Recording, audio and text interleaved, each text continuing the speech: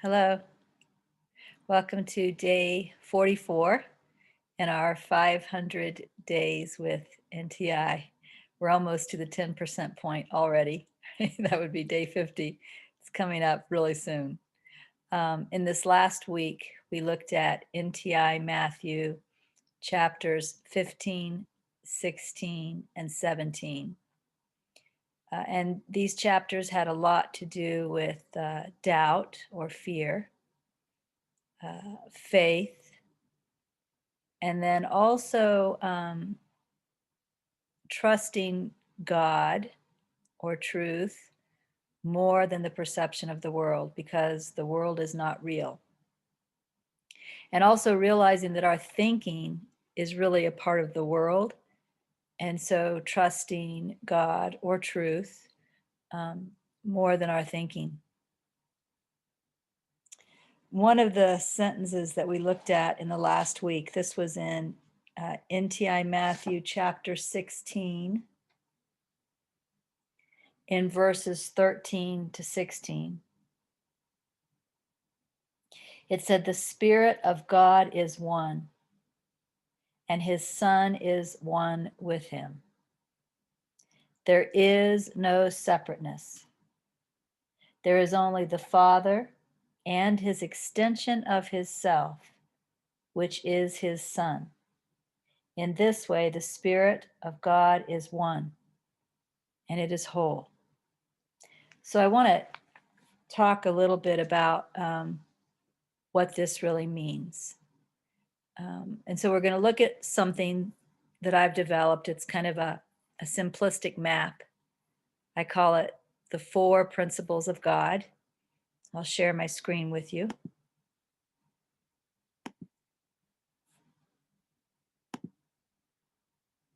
There we are, the 4 principles of God. The reason I call this the 4 principles of God is, as we've just read, there is no separateness, and the Spirit of God is one. What that really means, of course, is that everything is God. Everything is God. Everything is God. So that's why this is called the 4 principles of God. It's not like we have God and then something else and then something else. It's all God. But at the same time, we kind of want to look at these 4 different principles, or the 4 different ways that we experience God, and develop an understanding. Because what this map does is it shows us where we are now and where we are going, our destination, as we go through this awakening process. So I'm going to start at the top with the first principle of God. The first principle of God is what we could call capital T, truth. This is pure, unmanifest, life intelligence. And sometimes you'll find that I'm going to call it isness. It's capital T, truth. Pure, unmanifest, life intelligence, isness. So full awakening is awakening to the first principle of God. Some of the names that you'll see, some of these are in NTI, but not all of them. You'll recognize them from other places as well. But some of the names that you see that points to the first principle of God are Source, Father. That one is used in NTI because it was used in the Bible. Heaven, that one was used this past week as one of our assignments. Let's see, what did we say? We said,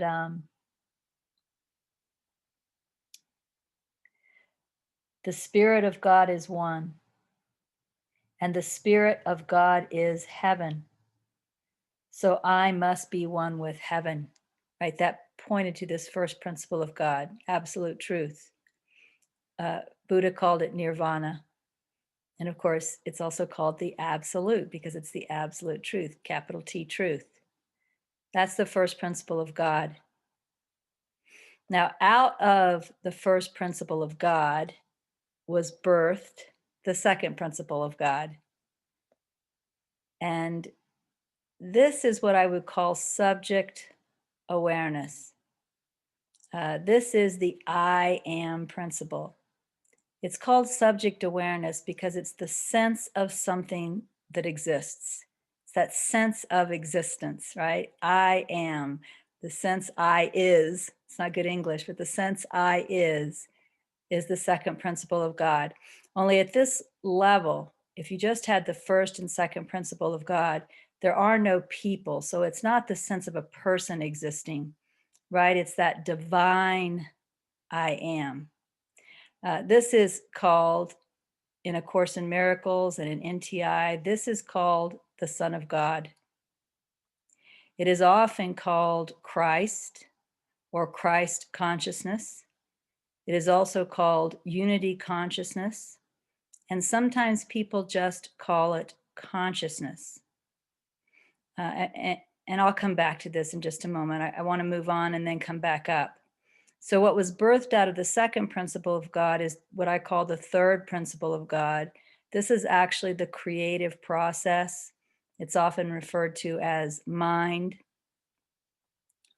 But it's through this creative process that this formless sense of I am, this subject awareness, creates the world and the universe.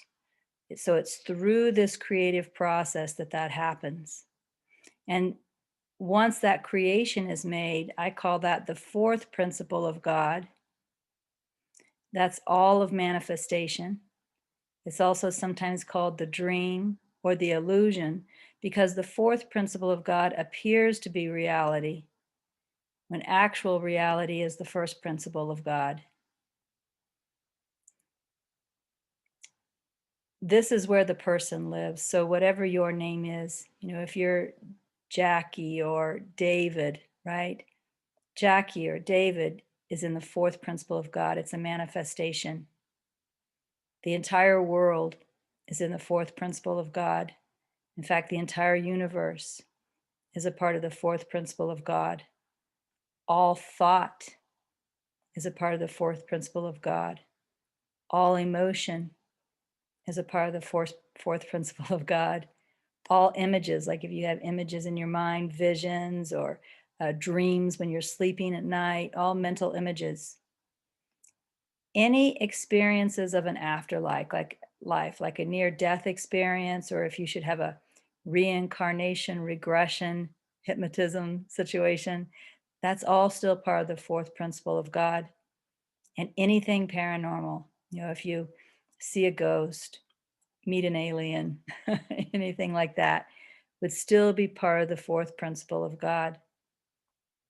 Now, the reason I wanted to show you this, again, what I just read to you from NTI says the Spirit of God is one, and his Son is one with him. So what this means is when this second principle of God was birthed out of the first principle of God, it was not a split. In fact, you'll notice I put dotted lines here because I wanted to emphasize that I really want to emphasize the space between the lines. It's not really a split. This second principle of God is completely made up of the essence of the first principle of God. If you imagine the first principle of God as some type of Play-Doh, the second principle of God is some type of an image that you make out of that Play-Doh, but it's still Play-Doh, right? It's kind of a very poor symbol because neither one of these are images. These are both formless, but they're not at all separate.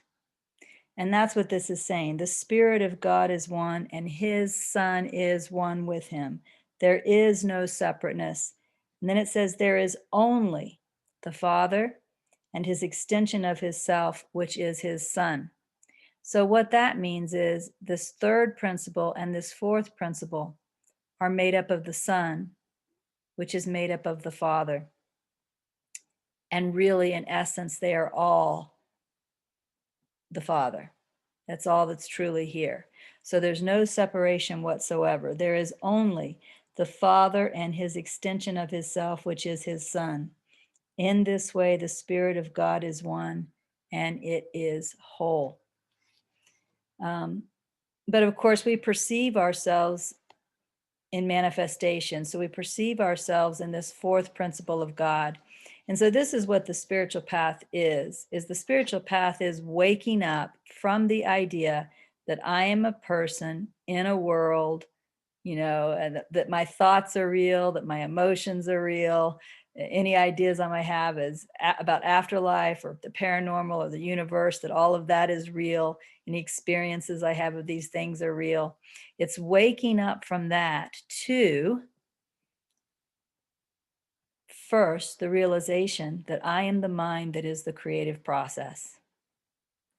And then after waking up to this level, waking up to the realization that actually I'm not even that. I'm the subject awareness. I'm that which is aware of the creative process and everything the creative process makes. And then waking up beyond that to actually, I am the unmanifest life intelligence isness that precedes all things and is all things. So when NTI asks us to put faith in what NTI teaches over what we experience, it's because everything we experience is in this fourth principle of God. And if we keep emphasizing through our believing and our actions that this is the truth, we never awaken to these three higher levels. NTI, this week when we looked at NTI, we looked at NTI Matthew 16 verses 19 to 24. Let me look at those again. Let me close this for a moment. If I need to, I'll come back. So NTI Matthew 16, 19 to 24. It was referring to a Bible story about when Jesus gave the keys to the kingdom of heaven to Peter. And it says, this instruction given to Peter was given to all who put faith in me. For Peter is but a symbol of faith within the unhealed mind. What this mind holds on to is held on to within heaven, for the truth is always true. And what this mind lets go of is let go in heaven, for the truth is always true. So let me go back to my sharing. So what this is saying is we experience ourselves in the fourth principle of God. We experience ourselves as a person. And whatever I believe here is going to keep me believing that I'm a person, believing that I'm in a world, but actually all of this is still heaven, right? All of this is still made up of the first principle of God. That's the essence of everything. So I'm right here, not only in heaven, but I am heaven right now. But I'm experiencing myself as a person because of the things I choose to believe in the mind. That again is also why this week we said the Spirit of God is one and the Spirit of God is heaven. So I must be one with heaven, right? And again, this says what this mind or what we hold on to is held on to within heaven. For the truth is always true. The first principle of God is always true. And what this mind lets go of is let go in heaven. For the truth is always true. And then it says, let that which blinds you to the truth go from your mind, that the truth which has always been may dawn. And this is really the purpose of NTI, right? NTI is here to help us wake up from the idea that we're a person in a world to the realization that we are the mind or the creative process that is the third principle of God, which creates the world. And from there, awaken to the realization that we are the I am subject awareness, the unity consciousness that is aware of the world and is everything in the world. I am everything. And from there, eventually also wake up to the first principle of God. I am the source. I am beyond. I am before, right?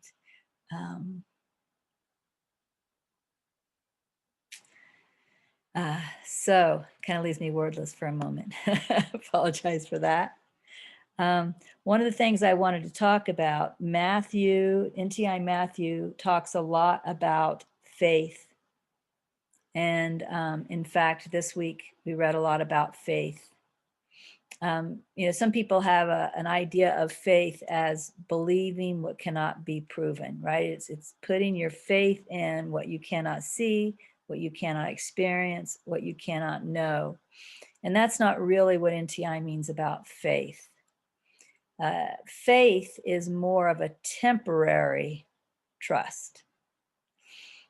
The reason I say it's a temporary trust is because it's the willingness to trust these teachings enough that you follow the practices that the teaching recommends so that you can have your own direct experience of the truth and know that it's true from your own direct experience. So it's a temporary faith because it's leading to the direct experience or the knowledge so that you no longer need faith, you know.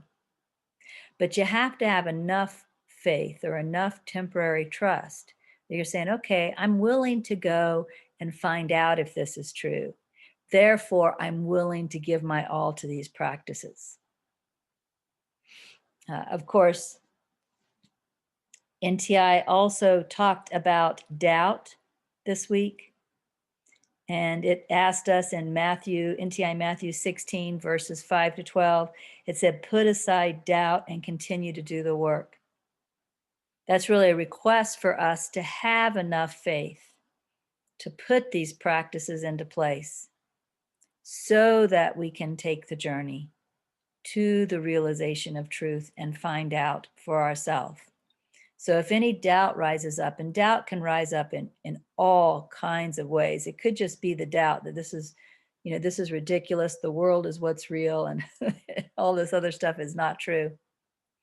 It could also be believing things like reincarnation is what's true, or alien worlds creating this world is what's true, or any other thing that you want to believe. Any conspiracy theory is true.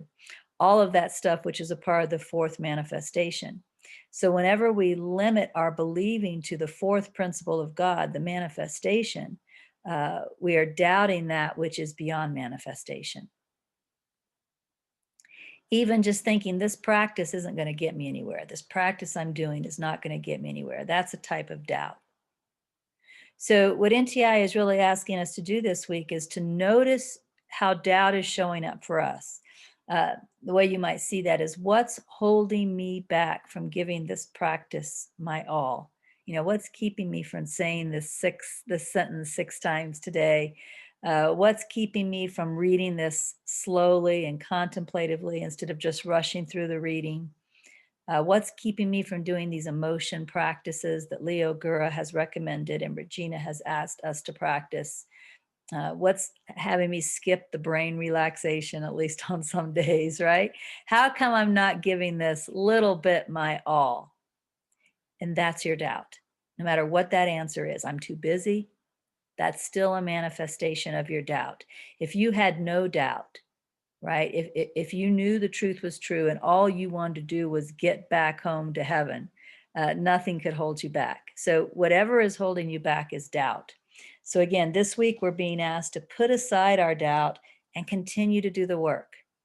Have enough faith to stick with this, that temporary faith, so that you can give the practice your all until you get to your own direct experience and you're a knower. Also, the end of Matthew, NTI Matthew chapter 16, was about desire. In fact, I love this sentence from verse 28. It says, "It is simple. If you accept me and let all else go, you shall know me," right? That's talking about an awful lot of desire to know the truth. And so one of the things we also did this week is we went back to that spiritual purpose that we created earlier. We spent more time focusing on that again. We went back to our prayer that we wrote related to our spiritual purpose. we spent more time focusing on that again. Because what's really helpful to building that temporary faith and that desire to do these practices is, of course, our desire, our spiritual purpose, that which motivates us. So this week we went back and we spent more time looking at that, more time contemplating that as well.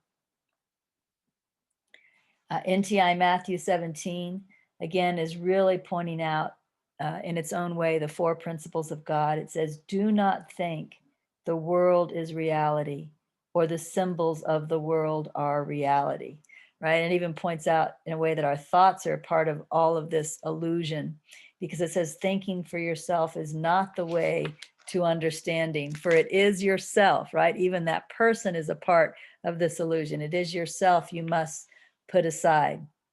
So it's encouraging us to have more faith, more of that temporary faith, to trust the teachings more than anything else, and to give our attention to practicing the teachings. I think I'll leave it at that. So in the upcoming week, hopefully you've been practicing Leo's emotion exercises. The main reason we've been practicing Leo's emotion exercises is to try and get good at the feel, right? So we can get very, kind of a muscle memory of the feel of being the superconductor. And in fact, let me share my screen again and let's just look at that superconductor process again. Right? When we notice that a strong emotion is occurring, we relax the body. We shift into the present moment. What am I hearing? What am I feeling? Possibly even noticing the breath. We connect in with the body. What's going on in the body? How does this emotion feel in the body? We fully feel it, fully experience it. We allow it, we observe it, and we do nothing. And we just, like a superconductor, we just let the energy of this emotion just pass right on through. Well, we want to get really, really good at that, which is why we've been doing Leo's exercises on almost a daily basis. And this week, we'll continue to do Leo's exercises that he recommended, but we're also going to start to bring this superconductor into our daily life. So we're going to go beyond practicing to actually living, actually using in our life. In fact, when I look ahead, I notice it says throughout the day tomorrow, notice when you are upset. Oh no, that's last week. Sorry, forgive me. Let me get into this week. Tomorrow, notice whenever you judge someone. The person could be present or it could be someone you are thinking about. Notice what the judgment feels like in your body, and then relax your body and practice being the superconductor. So we'll still do Leo's emotion exercise. For example, on Tuesday, the day 45, tomorrow we're going to practice with disappointment. But then the following day, during the day, whenever we notice we're judging anyone, right then, we're going to feel what the judgment feels like and start being the superconductor. So we're going to start bringing this into our life. We're going to start living it. So hopefully you've been doing those exercises so that you know how to, without having to go back to your notes, how do I be the superconductor? You've kind of automated that process, right? And you know how to relax and bring yourself into the moment. Connect with the body, feel the emotion, allow the emotion, right? Do nothing, right? You know how to just do that, how to be that superconductor and allow that to move through without any notes.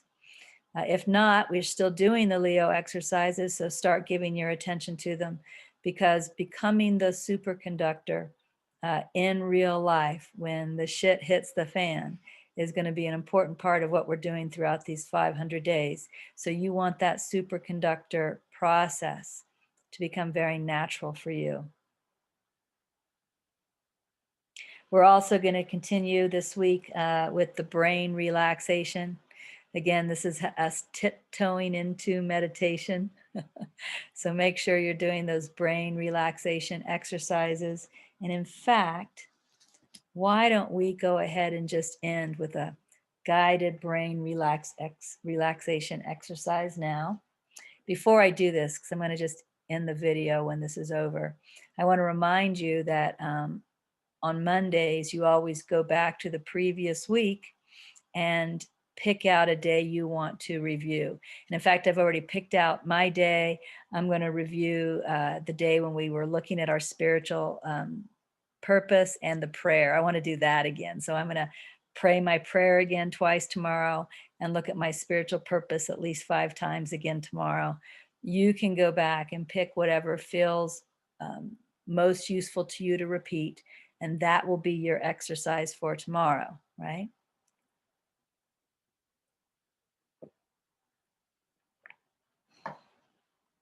And this video takes place of your reading this evening.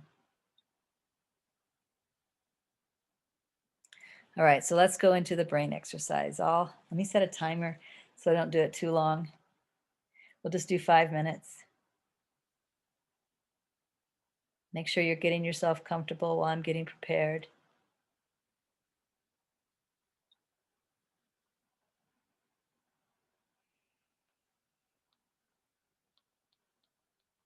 Here we go.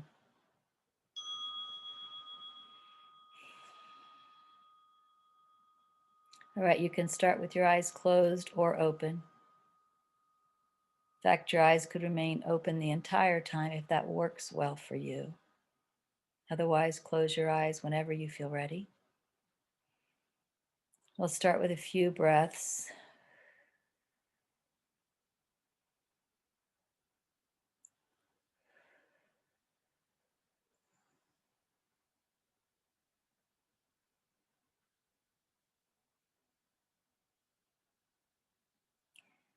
And we're going to turn our attention to our brain.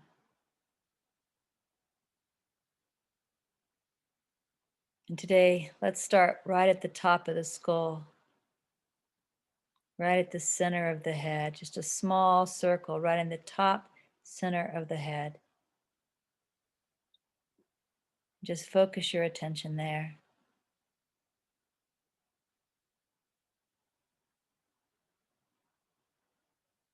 And just know that relaxation is settling in as you focus your attention there.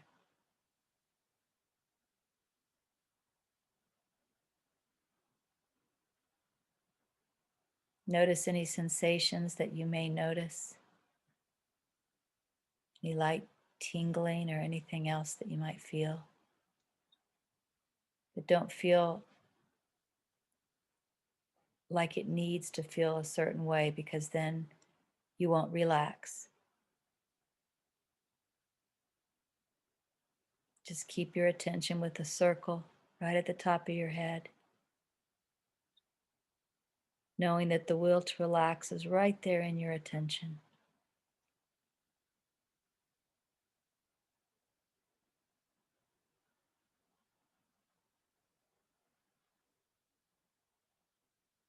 And then allow that circle to get bigger.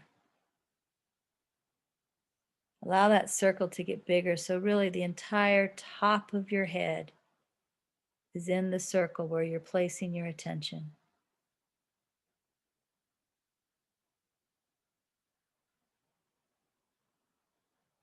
You can even reach up and just lay your hands on the top of your head if you want to. Only for a few seconds, and then remove your hands and put them back down in your lap. But keep your attention there. An attention that has relaxation in it.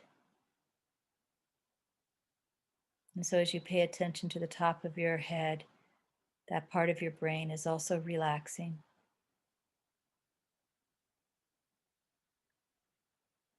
Just know this is happening. And then allow the circle to widen even more. So now it's starting to go down to about the level of your eyebrows, all the way around to the back of your head. That whole upper portion from the eyebrows and up, all the way around is now in your attention. Almost like you have a cap on, a stocking cap, that whole area. Just give your relaxing attention there.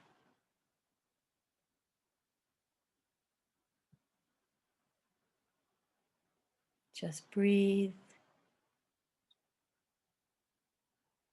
Keep your attention there. There's relaxation in your attention. And so the brain is relaxing as you keep your attention there.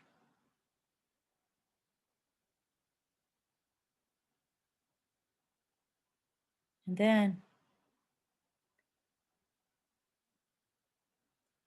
let this circle kind of shift so that the front part stays even with the eyebrows, but the back part shifts down to the bottom of the ears and goes from the eyebrows down to the bottom of the ears and then around to meet in the back at the top of the neck. And now the entire brain is included in this section that we are paying attention to.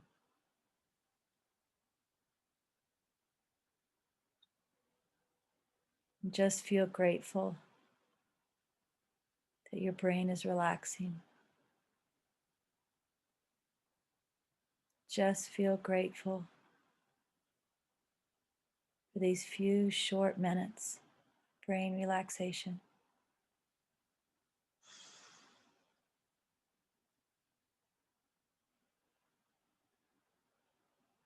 And then open your eyes because we're already out of time.